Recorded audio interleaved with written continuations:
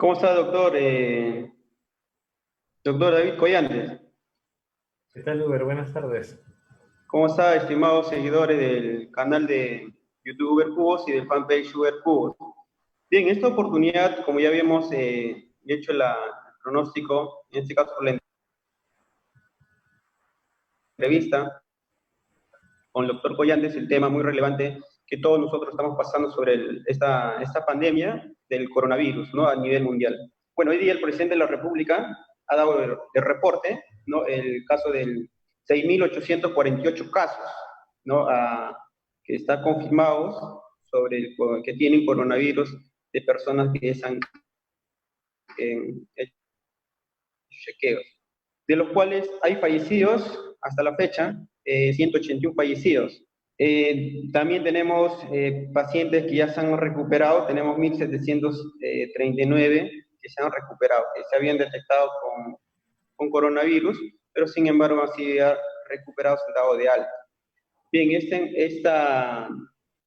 esta pandemia, que es el COVID-19 conocido, se ha propagado, ¿no? A nivel mundial. Bueno, apareció en este caso en China, pero ya se ha propagado en este caso bueno, hasta nuestro país ya ha llegado, ¿no?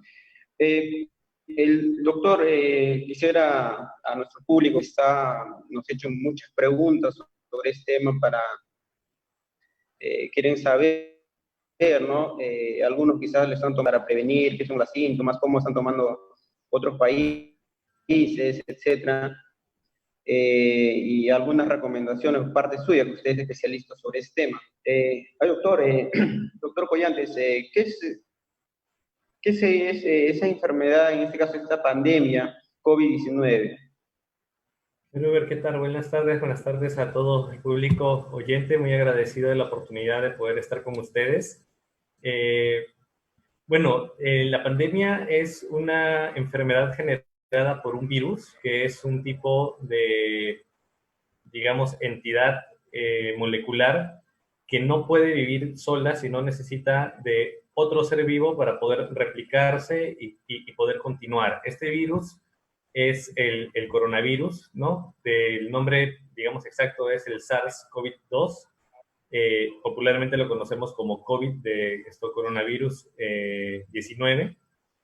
Y el tema concreto es que tiene mucho poder de virulencia, es decir, de generar enfermedad, comparado a, por ejemplo, otros virus que también generan enfermedades respiratorias, pero sobre todo tiene un gran poder de contagio, que eso es lo que llama mucho la atención y es por lo que está todo el tema de la pandemia propiamente dicho, ya que este virus es muy fácil de adquirirlo. Muy bien, doctor. Bueno, es una enfermedad en realidad, hasta la fecha no tiene curación, ¿no, doctor? Así ¿No es. tiene alguna vacuna? Exactamente. En el caso de cualquier tipo de infección viral, propiamente dicho, lo que uno espera es que el sistema inmunológico, es decir, las defensas de cada persona, sean lo suficientemente hábiles para generar los anticuerpos y las respuestas necesarias como para que tu propio cuerpo mate al virus. En sí, las enfermedades virales se pueden tratar con algunos medicamentos antivirales, como por ejemplo fue el caso del Tamiflu, que era el oseltamivir, en la epidemia anterior que hubo de la H1N1, o los antirretrovirales que utilizan los pacientes con SIDA. Pero en el caso nuestro con COVID-19 no tenemos un antiviral que haya mostrado eficacia. Y el problema también con el COVID es que no solamente genera el daño netamente en el pulmón, sino que también puede generar una alteración en tu propio sistema inmune y dispararlo más de lo que debería. Y al final la persona termina a veces muriendo no tanto por el tema netamente de que el virus te come el pulmón, sino que genera tanta reacción de inflamación dentro de tu cuerpo que digamos es como un incendio y tu cuerpo mismo, de la misma reacción inflamatoria, empieza a fallar los riñones, el corazón o distintas otras partes del cuerpo y producir la muerte. Ahora, tenemos que estar igual de alguna otra manera atentos a que el virus en general se suele presentar en la población más como una enfermedad leve, ¿no? En el 80% de los casos se presenta levemente, más o menos en un 13.8% es una presentación con síntomas de severidad moderada, y ya es el 6% en el cual pueden haber casos muy severos o casos críticos, que son los que finalmente pueden llevar a la necesidad del uso de camas con ventilador mecánico o a la muerte. Muy bien, doctor. Lo que manifiesta muy interesante, en la cual que muchas personas son asintomáticos, en la cual tienen coronavirus, tienen el COVID-19 en el cuerpo, pero no lo manifiestan. O sea, que están normal, están caminando, no manifiestan, pero pueden ser portadores. En este caso, nadie sabe, por ejemplo, de la familia, aparentemente está sano, pero sin embargo alguien de familia puede tener su reacción, en todo caso puede tener alguna dificultad en el pulmón, ¿no? Ya viene con algún malestar, otros malestares, o alguna operación que haya tenido, en la cual esta persona que no tiene síntomas, o sea, aparentemente no tiene síntomas, ¿no? O sea, no hay tos, nada, no hay reacción. Entonces, pero puede ser portador de esta enfermedad. Exactamente, ese es justamente el concepto de el por qué estamos, son obligatorios, y lo que ya todos hemos escuchado de los 14 días, ¿no? La idea es de que existen en distintas enfermedades infecciosas algo que se llama el periodo de latencia. El periodo de latencia sería desde el momento en el cual el microorganismo o la entidad molecular, en el caso de los virus, entra a tu cuerpo, digamos, te infecta, porque ya entró a ti, va a haber un periodo de tiempo hasta que manifiestes síntomas, es decir, hasta que manifiestes enfermedad. Puede pasar que incluso tu cuerpo mate al virus y tú nunca presentes síntomas, que es el tema de los portadores asintomáticos que se curan y nunca supieron que estuvieron enfermos. Puede pasar también que tú tengas el virus y demores varios días en presentar los síntomas. En general, en promedio, la mayoría de las personas infectadas se considera que entre el quinto al sexto día de haber adquirido la infección puede presentar síntomas, sean de la severidad que sean. Pero en términos generales, digamos, son 14 días los de latencia, ¿no? Igual hay estudios que dicen que en algunos casos específicos reportados en China, sobre todo, se ha visto latencias de hasta 21 días, es decir, que una persona estaba infectada y a los 21 días recién hizo la enfermedad, pero lo más común es que tú hagas la enfermedad como entre 5 a 6 días y tengas, digamos, un periodo promedio de 14 días. Ahora, el otro detalle también importante acá está en hablar en la capacidad de transmitir la enfermedad, ¿ok? Porque yo tengo el virus en mi cuerpo, pero si mi cuerpo vence al virus, entonces, y la cantidad de virus, que es lo que, bueno, llaman o se conoce como carga viral, no es lo suficientemente alta como para que mis propias defensas le puedan combatir, entonces puede verse que yo desarrollo no la enfermedad. En promedio, las personas se consideran que pueden transmitir, es decir, contagiar a otros, más o menos en un periodo de 4 días antes de presentar sus síntomas. Por ejemplo, si yo tengo la infección, digamos que me he infectado hoy día y que presento síntomas a partir del 15 de abril, eso quiere decir que desde más o menos hoy día, que serían 4 días antes de ese 15 de abril, yo ya puedo estar empezando a contagiar. Y también se considera que el periodo de contagio se puede extender hasta 14 días después de la fecha de inicio de mis síntomas. Es decir, si yo me enfermé hoy día, serían más o menos el 25 de abril hasta más o menos cuando yo podría contagiar a otras personas. independientemente de que yo me haya curado o independientemente de que la enfermedad en ella ha sido muy leve o, bueno, que haya sido severa, ¿no? Entonces, el grado de severidad de la enfermedad no tiene una correlación muy directa con la capacidad de transmitirlo. Y eso es el problema con este virus, que es muy, muy contagioso. Muy preocupante lo que usted dice, doctor, porque a veces uno, como le decía al inicio, ¿no? Uno piensa que está sano o en tocas ya se ha curado y ya uno ya puede estar quizás conversando y no mantener, estar aislado, ¿no? En una habitación separada de la familia, ¿no? Claro. Otro de los puntos, doctor, es qué síntomas, por ejemplo, para poder diferenciar con otras enfermedades como el caso de la tos, como la fiebre, como no, la gripe, ¿en qué se va diferenciando básico lo que es el coronavirus? Claro, ahí sí tenemos un problema fuerte en el sentido que al generar una infección respiratoria de vías superiores, ¿no? Es decir, de toda la parte de la vía aérea superior, los síntomas son muy similares a cualquier otra alteración que genere inflamación en vías aéreas superiores.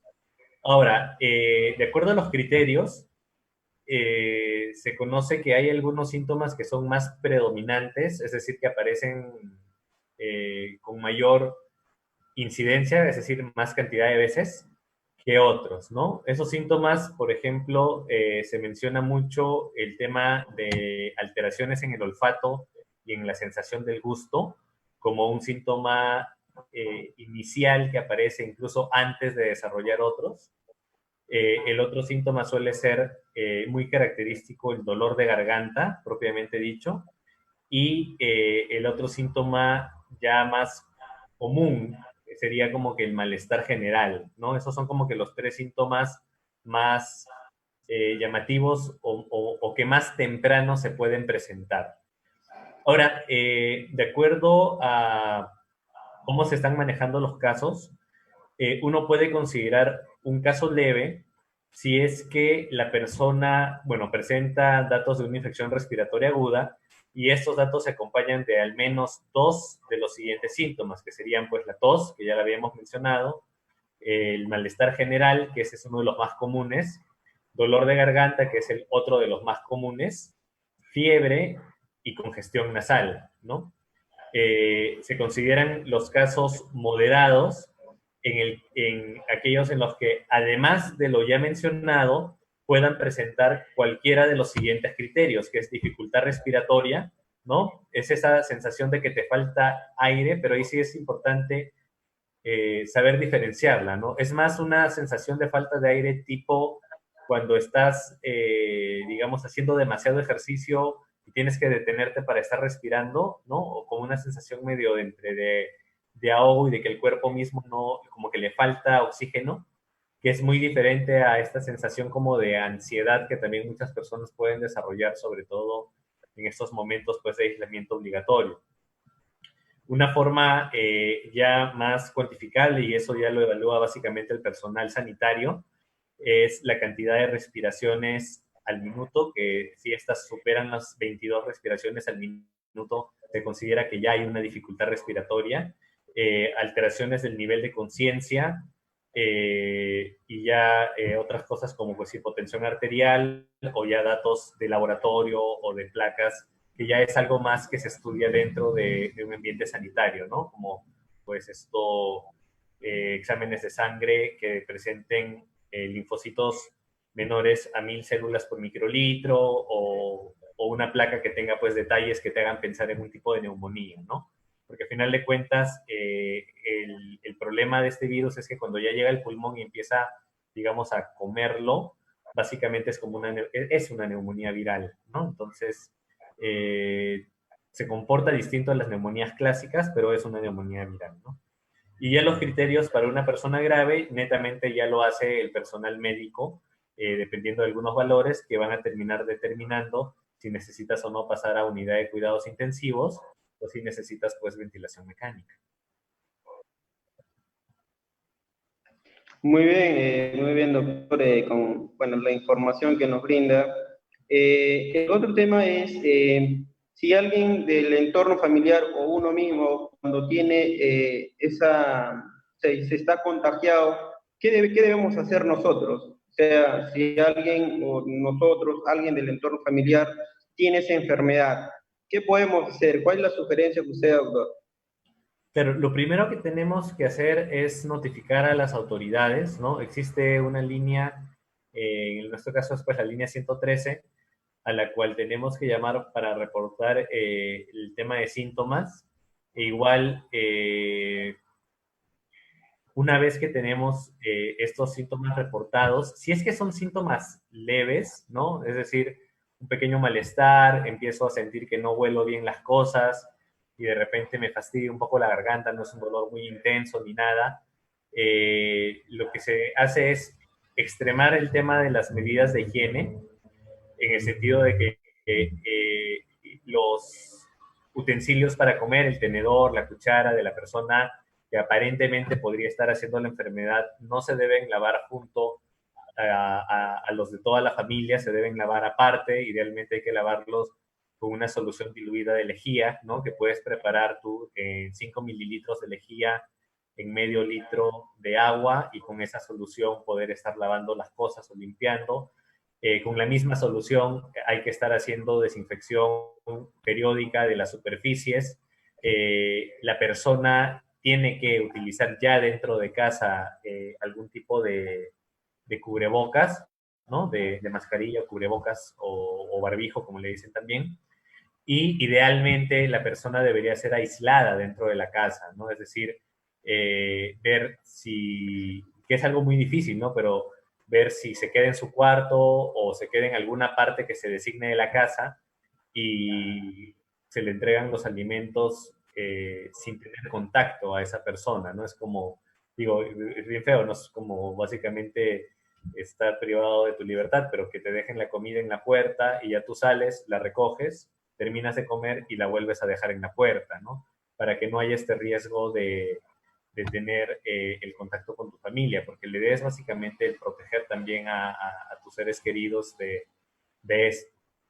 Y de acuerdo a las indicaciones que te den en la línea 113, ellos van a tomar tus datos y van a designar a algún personal para que te puedas hacer una visita en tu domicilio, en donde te estarían haciendo las pruebas para poder posteriormente confirmar si sí o si no tienes realmente la infección por el COVID-19. Ahora, esto es, bueno, realmente un problema porque en sí el sistema de salud de repente puede demorar un poquito más de lo que uno desearía, ¿no? O sea, si tú tienes esos síntomas, obviamente te encantaría que en 1 hora o en 2 horas ya estén en tu casa tomándote la prueba, ¿no? Pero tenemos que tener en cuenta que es toda la población del Perú que está pasando por esto y la cantidad de vehículos destinados para realizar estas visitas en domicilio tienen que estar siguiendo pues básicamente un orden de lista, un orden de pedido, como quien dice, ¿no? Entonces puede esto tomar a veces días, ¿no? Y es así, de todas maneras, si tus síntomas empeoran, especialmente en el tema de que sientes que tienes dificultad respiratoria, la recomendación es que sí vayas a un centro de salud, ¿no? Idealmente sería que vayas a el centro de salud más cercano a tu casa, ¿no? Es decir, si es un hospital, si es una posta, ¿no? Si es un centro médico materno-infantil, al centro médico materno-infantil, y ya desde ese centro, ellos, en el caso de que sospechen que sí tienes el problema, podrían estar, digamos, derivándote a algún hospital ya más especializado para tratarte o hacerte las pruebas ahí. Muy bien, doctor. Ha sido de mucha productividad la información que nos ha brindado sobre el tema del coronavirus. ¿Cuáles serían las recomendaciones finales que podría dar a la población para prevenir, en todo caso, para reducir el contagio? Sí, bueno, tenemos que hacer caso a todas las normas e indicaciones que nos está dando el Estado. Algo muy importante es el tema del distanciamiento social. Se sabe que pues, este virus que se va a través de las gotitas de la saliva puede viajar más o menos en 1,5 metros en caso de conversaciones normales. Si yo estornudo, toso puede viajar hasta 3 metros de largo, por eso es importante, si vamos a salir a hacer compras, mantener en nuestra fila las distancias debidas. Igual si vamos a ir al banco o a cualquier otra situación que sea, digamos, necesaria, tal como han dicho nuestras autoridades, salir solo si es necesario, o sea, lo que también implica que cuando hagas compras, intentes en lo posible hacer compras que te duren tiempo, ¿no? O sea, compra para una semana o para 3 días, o si tienes refrigerador en casa, pues compra como para, no sé, 10 días o 2 semanas, incluso si puedes, para que la menor cantidad de veces que puedas salir a la calle es mucho mejor. Recordemos que es obligatorio el uso de mascarillas, sobre todo si nos vamos a estar desplazando en las calles. Y con respecto a eso, bueno, también quería compartir un detalle importante, ¿no? En el caso, por ejemplo, de los usos de mascarilla, eh, se sabe de que si, por ejemplo, yo tengo COVID y te estoy hablando a ti, Uber, si tú tienes mascarilla puesta y yo no la tengo y yo te hablo, ¿no? La capacidad de contagiarte es más o menos del 70%.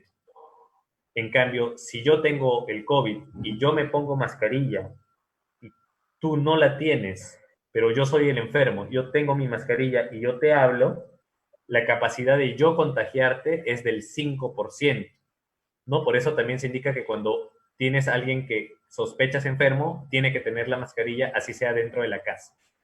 Y si yo, que tengo COVID, me pongo mi mascarilla y tú también tienes tu mascarilla puesta, la capacidad de contagiarte es más o menos del 1.5%, ¿no? Entonces, es por eso muy importante que cuando estés en la calle todos estemos utilizando las mascarillas y sigamos pues los lineamientos del Estado.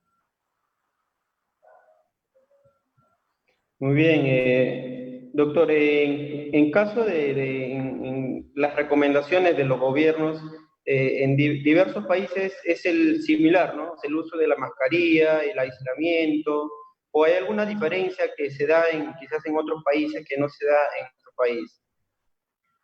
No, realmente siento que todos están siguiendo básicamente lineamientos de la Organización Mundial de la Salud. Algunos países han estado tomando medidas, digamos, más drásticas, un poco antes, un poco después, ¿no? Han habido algunos países que han intentado algunos otros modelos de combatir la epidemia sin que esto frene la actividad económica del país, que es el otro problema, ¿no? Este es un problema no solo de salud, sino es un problema económico y social. Eh, pero finalmente, pues todos básicamente siguen el mismo lineamiento. Doctor, ¿tiene algo quizás de lo que hemos tocado, algo que quizás quedó como pendiente, que quiere recalcar a la población? En este caso, lo que queremos es la mínima cantidad de contagiados y el tema de lo peor, el caso de fallecidos, de vidas humanas. Claro que sí. Sí, algo que no he mencionado hasta ahorita, que de hecho es lo de repente hasta más importante, es el tema del lavado y la higiene, ¿no? O sea, es súper importante tener en cuenta eso, de que el lavado con agua y jabón de las manos, y el jabón puede ser cualquier jabón, tiene que ser un lavado primero metódico, es decir, un lavado que tiene unos pasos que duran 20 segundos, ¿no? Yo enjuago mis manos en el agua, coloco el jabón, abro, digamos, mis dedos, entrecruzo los dedos, empiezo a frotar las palmas, ¿no? Luego de eso, coloco una mano encima de la otra, entrecruzo los dedos y froto el dorso de mi mano. Luego hago lo mismo con el otro lado. Luego hago como una garrita y con la otra mano también hago la garrita y froto básicamente el dorso, ¿no? El dorso de mis dedos. Hago lo mismo del otro lado y finalmente a la parte del dedo pulgar la termino limpiando. Igual del otro lado y ya luego limpio las muñecas y el antebrazo. Y luego me enjuago haciendo que el agua vaya de los dedos hacia el codo, ¿no? O sea, me enjuago de esta manera. Esa metodología es bastante importante, no es el lavarte las manos de me lavé y se acabó, y recordémonos que pues hay que hacerlo constantemente, ¿no? Es antes de manipular alimentos, después de manipular alimentos, antes de comerlos, después de comerlos, idealmente y también antes de ir al baño, después de ir al baño. Y lo otro importante es tratar de ser conscientes y no tocarnos la cara. De manera inconsciente nos pica la nariz o sentimos de repente que tenemos, no sé, un moco o algo y nos sobamos el ojo o nos hurgamos la nariz. Y es muy común que nos toquemos la cara sin que nos demos cuenta. Ese es el momento de tomar conciencia de esas actividades y evitarlas, porque justamente el hecho concreto está en que el virus se transmite por las gotas y la manera de defenderte de la transmisión de gotas es distanciamiento y uso de mascarilla, pero también se transmite por fomites. ¿Qué quiere decir fomites? Yo te hablo y mi saliva se quedó en la mesa. Y si tú agarras la mesa y te agarras la cara, entonces estás pasándote el virus. Por eso es muy importante el tema de que te laves las manos, que no te toques la cara y que también estés haciendo la limpieza en la casa, ¿no? También en el caso que te toque salir fuera de la casa y entrar a la casa, recuerda que es importante limpiar todos los objetos que has tenido, principalmente el celular que puede haber uno manipulado. Lo podemos estar limpiando con alcohol isopropílico el 90% más, que es una sustancia que se evapora muy rápido y no va a dañar tu celular, tus documentos, tu billetera, tus llaves, todo. Y también tú quitarte toda la ropa la pueden colocar las solución con lejía y bañarte directamente y ya después de una vez que te bañaste, recién pues tener contacto con tu familia, ¿no? Entonces son medidas que uno también tiene que estar haciendo. Digo, suena medio loco, medio exagerado, ¿no? Es como que esto, ya una higiene de repente un poco llevada a más, pero en estos casos pues es lo que tiene que ser. Muy bien, doctor, se le agradece mucho por su tiempo que nos ha dado. En este caso, lo que tratamos es que concientizar a la población y que tomen conciencia, ¿no? De redundancia de que quedarse en la casa, ¿no? Y como usted manifiesta, cumplir con todas las indicaciones que están dando los especialistas, como el caso de usted y los demás especialistas, que en realidad son similares y básicamente es eso, ¿no? De otro punto, antes de culminar, doctor, si caso me permite de su tiempo, Uh -huh. en caso de los celulares, porque muchas veces vemos de que, bueno, utilizamos la mascarilla y estamos con nuestros celulares ¿no? en vías públicas, en los mercados, supermercados. ¿Y usted qué sugiere? ¿Andar con el celular o en todo caso dejar el No, celular en la casa? ¿Cuál sugerencia, doctor? sí, concuerdo mucho con tu sugerencia, con tu opinión, que me le estás dando al mismo tiempo de hacer la pregunta, ¿no? Yo también creo que lo ideal sería dejar el celular, ¿no? Porque en teoría tú sales de tu casa para algo específico, ¿no? Yo voy a mi casa para ir al banco y sacar plata, o voy a mi casa para ir al mercado y comprar pollo y verduras, ¿no? Entonces no es que voy a mi casa y de ahí me vengo y no sé qué, y tenemos que saber planificar, ¿no? O sea, no es que voy a ir al mercado y llamo al celular para que recién me digan qué tengo que comprar. Todo esto tengo que hacerlo de una manera más ordenada para también evitar la exposición. De hecho, lo ideal sería, como tú comentas, no llevarlo, no tiene mayor sentido, ¿no? O en el caso de que lo lleves, pues tenerlo guardado y no usarlo, ¿no? Sino que, pues sí, es una costumbre que ya tenemos adaptada y pues tenemos que empezar a adaptarnos y cambiar a veces ese tipo de costumbres. En el caso que yo lo lleve o que necesite llamar a alguien o lo que sea, como digo, sí es muy importante el desinfectar el celular propiamente dicho una vez llegando a casa, ¿no? O sea, en alguna bandejita colocar todas tus cosas, tus llaves, tu celular, rociarlos con un spray con alcohol, por ejemplo, isopropílico, o con un trapo con alcohol, limpiarlo, lavarte las manos, volver a limpiarlo y ya dejarlo allí, ¿no? Y de ahí tú te lavas las manos y ya bueno, desnudas y te vas a bañar. Bien, gracias doctor. Quizás va a haber otra oportunidad más adelante para seguir tocando ese tema que todavía tiene para rato, ¿no? Una vez más, agradecer por su tiempo que nos ha dado y gracias por aceptar la entrevista. para nuestro canal, en este caso canal YouTube, que también lo vamos a subirlo, y para nuestro fanpage Facebook, ¿no? Claro que sí, Andrés, un placer. Gracias, doctor Collantes, gracias por su amabilidad, pues, ha sido una explicación muy fructífera, en la cual espero que también los seguidores, la población en conjunto, le ha de servir, y con eso tratemos de reducir en este caso de contagiados y de fallecidos, ¿no? Gracias, doctor. Claro Hasta que otra sí. oportunidad. Claro que sí. Hasta luego. Nuevo, pues.